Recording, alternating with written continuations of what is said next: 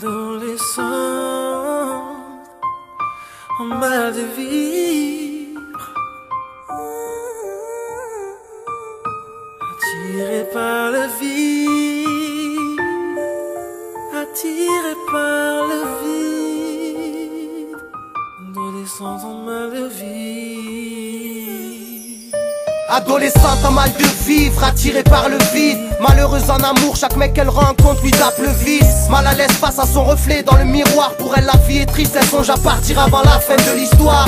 Écorchée vive, 16 piges, le cœur balafré. Un cas sur lesquels les psychologues se prennent pas la tête. La tristesse pour force de caractère. Un cauchemar incessant lui fait croire que cette vie n'est pas la sienne. Alors elle se laisse aller, clope, cacheton et coupe fin. Parce que s'abîmer la santé dans ce bled ne coûte rien. Prisonnière du poids de ses peurs, les conflits parentaux dont elle est témoin ne lui laisse pas le temps de placer un mot sans repère. Victime du mépris de son beau-père, le silence de sa mère lui fera un jour franchir la fenêtre. Après réflexion, elle décide de faire sa valise, livrée à elle-même dans l'obscurité de la nuit. Adolescente en mal de vie, Adolescente en mal de vie, animée par la tristesse et la mélancolie, attirée par le vide, attiré par le vide. comment guérir les blessures, les cicatrices. Adolescente en mal de vie, Adolescente en mal de vie, animée par la tristesse et la mélancolie, attirée par le vide, attiré par le vide. comment guérir les blessures, les cicatrices. Désormais seul avec son sac de sport, confronté à son sort. Quelques euros au fond de la poche, c'est pas le grand confort. Se dire qu'elle a tourné une page,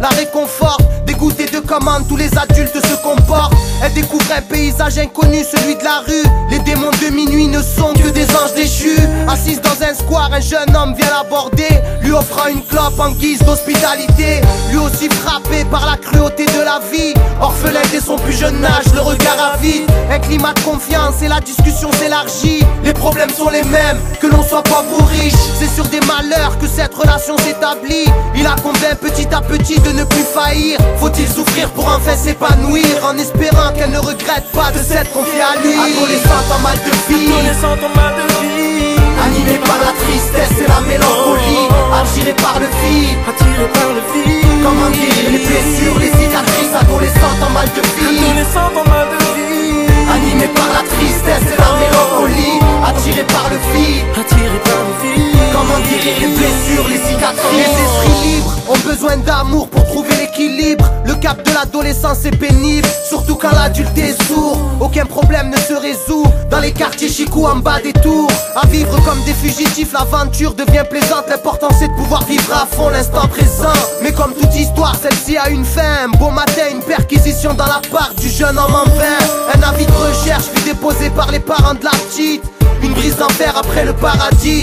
De retour au domicile familial, la mésentente fait que celle-ci sera convoquée devant la juge des enfants. Le verdict, un placement en foyer à 500 bornes de sa ville, qui la priverait de l'homme de sa vie.